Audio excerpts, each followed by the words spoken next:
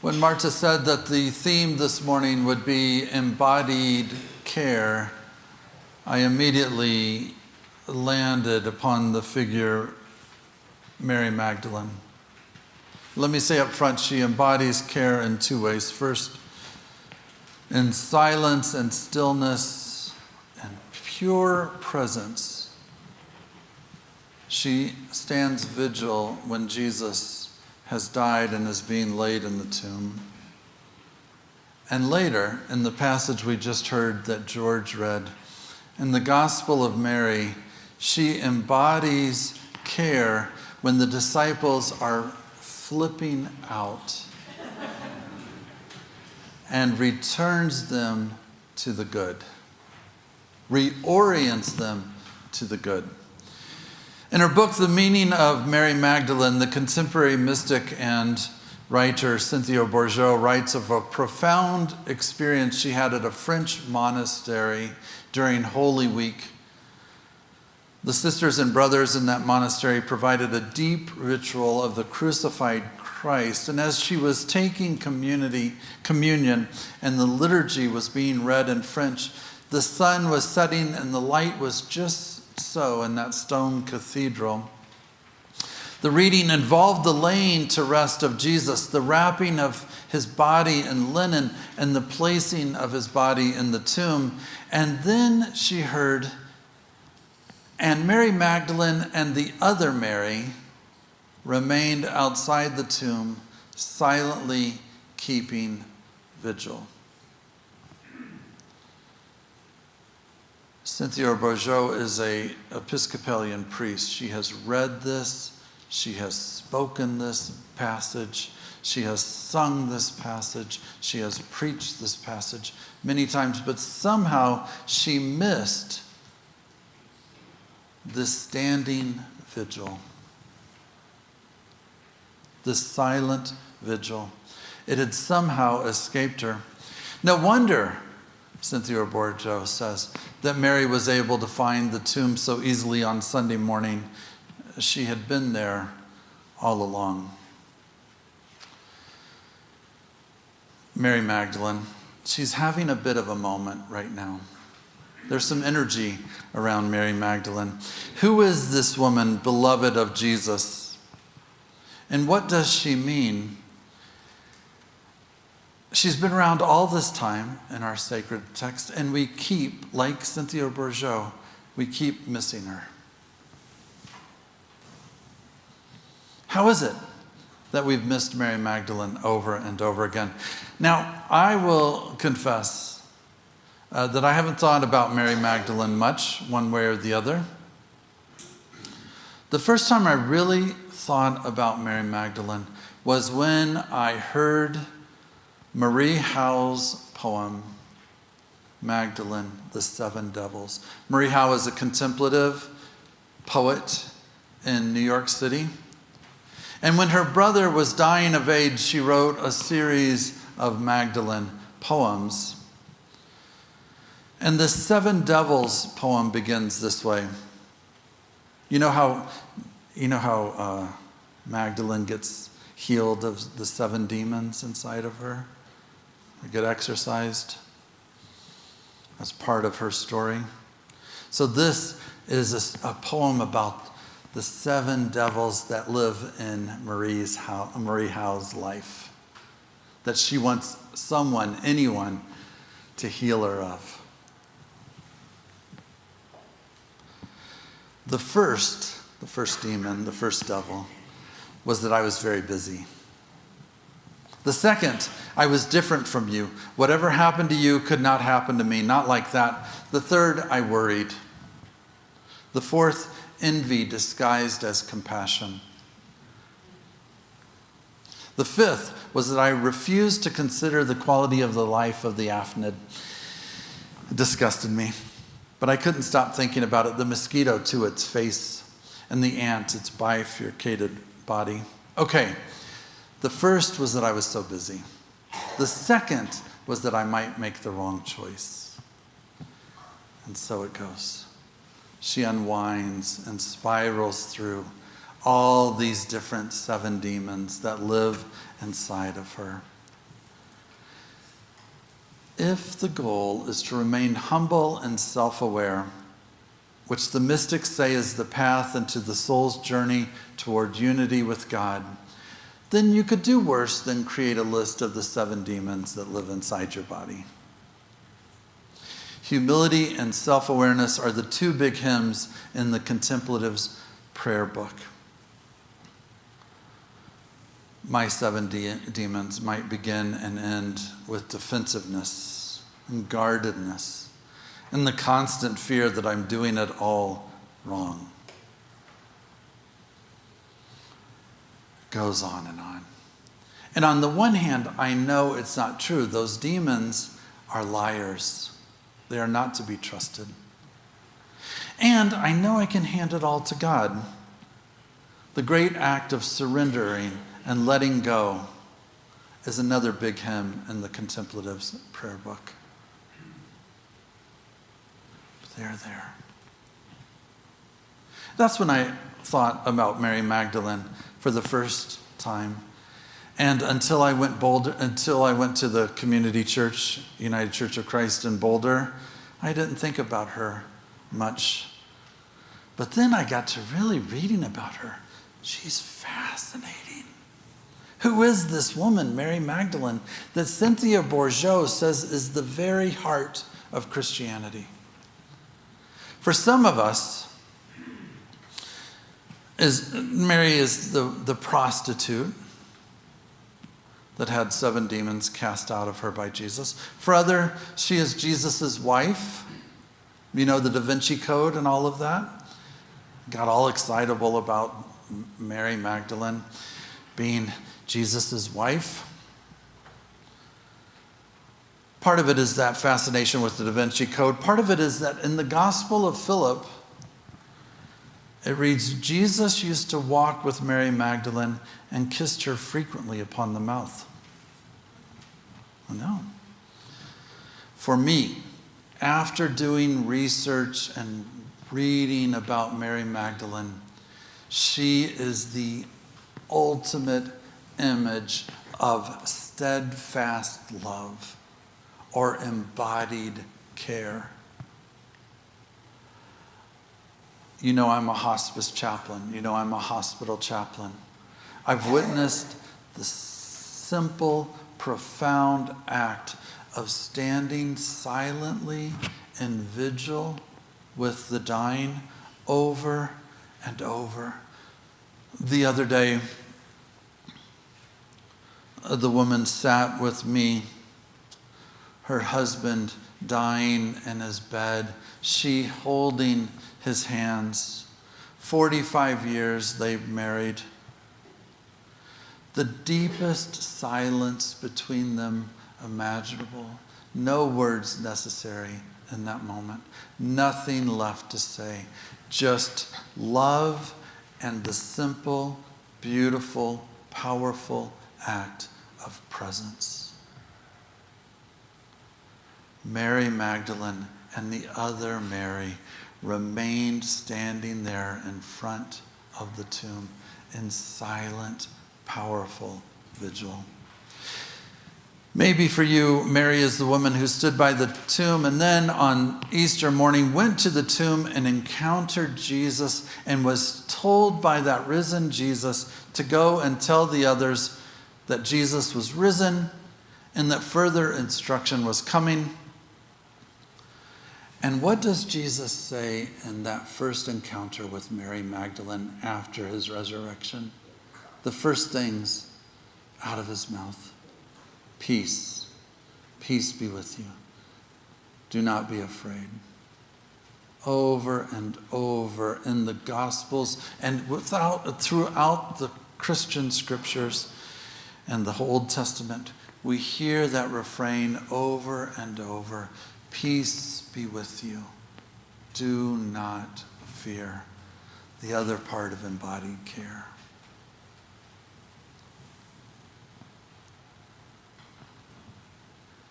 Jesus says, go and tell the others. It is upon this commission to go and tell the others that Mary Magdalene becomes known as the apostle to the apostle. And it is this scene that inspires the German theologian Jürgen Moltmann to say, no women preachers, no word of the resurrection. In the telling of the Easter event every year, most of us focus on those who flee the scene, those who betray Jesus. While the others are fleeing, Mary Magdalene stands firm. She does not run. She does not betray. She does not lie about her commitment. She witnesses. Embodied care is the act of deep witness. Hers is the stillness of that deep human love that Jesus taught, and the embodiment of that divine love that is mercy upon mercy upon mercy. She is evidence that she understood Jesus' teaching to love above all things, absorbed them, and lived her life out of them. How would the church look different, Cynthia Bourgeot asked, if we emphasized during Holy Week that simple act of witness, as opposed to the fleeing disciples and those who betrayed Jesus? Just that simple act of bearing witness and standing firm.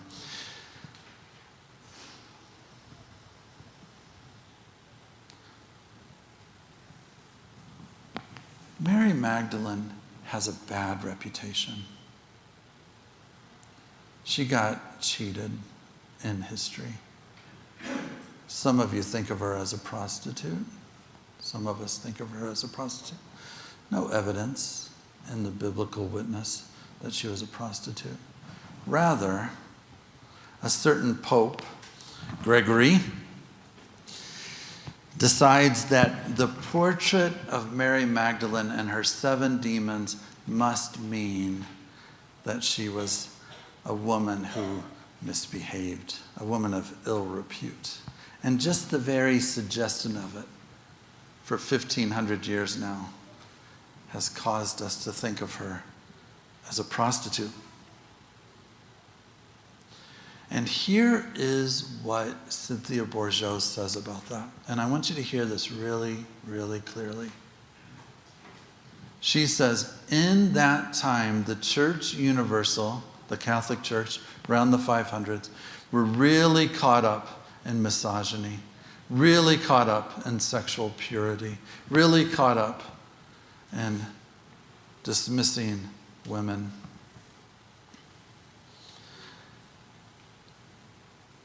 And because of the church's collective unconscious, because of its blind spot, Mary Magdalene was able to be portrayed as a prostitute because the church couldn't open up the truth and look directly at the fact that there's nothing about prostitution in that story. And she says, in all eras, the church remains the faithful mirror of its time. What cannot be faced openly will find its way to the surface any way it can. It will come around. It will come around.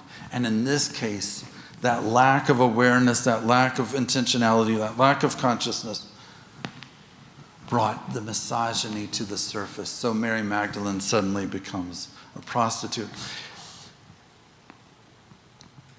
I've preached all over the place in the last couple of years. All over the place. And right now, what I know about the United States, what I hear from progressives around the country is fear.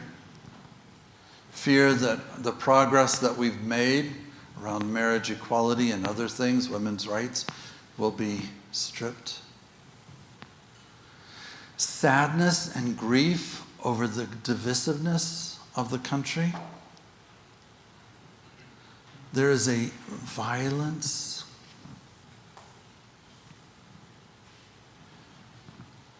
Violence done by rhetoric against immigrants and foreigners and GLBTQ plus folks, against neighbors. We must face those things, even if the facing of them brings us more grief, more exhaustion, more dread. But that is what's calling us right now to face. And I believe more than ever that congregations like Plymouth and Foothills, where I just preached this morning, St. Luke's Episcopal, all the mainline congregations across faith traditions are invited to start right where we are, to face that which is difficult and painful, and to tell the truth, and to be little laboratories of spiritual wildness, where we are known as joyful and liberating spots in a fractured, bruised, demented world. We are called to dismantle all the isms, xenophobia, sexism, racism, but we are also called to embody and build the beloved community we proclaim. What would the church look like with this kind of animating spirit? I remember a UCC congregation on Palm Sunday a number of years ago. The parade of misfits and outcasts marching up the aisle as if to Jerusalem with Jesus by their side. Queer folks, folks without proper documentation, a felon, joyfully marching together, painting a picture of radical hospitality, radical belonging, embodied care. We are now called more than ever to paint a beautiful picture of what we so casually proclaim week in and week out. The kingdom is among us. The kingdom of love is within you and working through you, and you are the keeper of the wisdom that will save us all. In this book of Mary, Jesus talks first about the material world and how the world is good and beautiful, so good and beautiful that love became embodied. Love came to reside here. One heart, one being, one will, one God, all in all. And then Jesus talks about how sin is living out of alignment with our true selves, and how all things will be reconciled to the good at the end of the day. This is in the Gospel of Mary. It's very mystical and very different than the four Gospels we're familiar with. But what is the same? And this is how I'll conclude. What is the same? Jesus is talking in the Gospel of Mary after his resurrection. He's talking to the disciples, and there's a great commissioning. It sounds a little different, but he says, "Peace be with you. May my peace reside within you. Guard carefully that no one misleads you, saying, 'Look, he is here,' or 'Look, he's over there.' For the Son of Humanity already exists within you. Follow him. Those who seek will find him. Go forth now and proclaim the good news." And then what happens? Jesus ascends to heaven. And what did the disciples do? They freak out. They freak out. Like, what? If they killed him, they say to each other, can you imagine? If they killed him, they're going to kill us. If it went badly for him, it's going to go badly for us. How are we supposed to do this? How are we supposed to do this? Everything we know is disoriented. All the orientation is gone. There's nothing left but disorientation. Now what?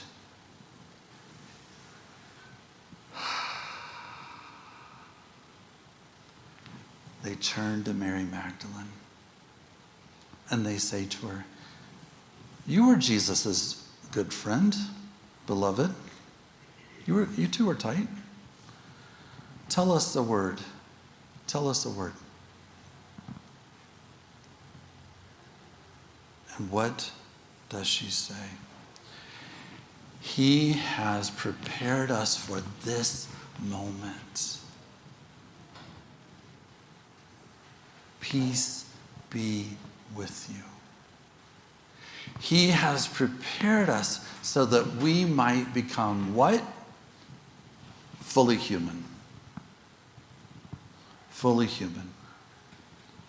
In the midst of their freaking out, how in the world are we going to proceed?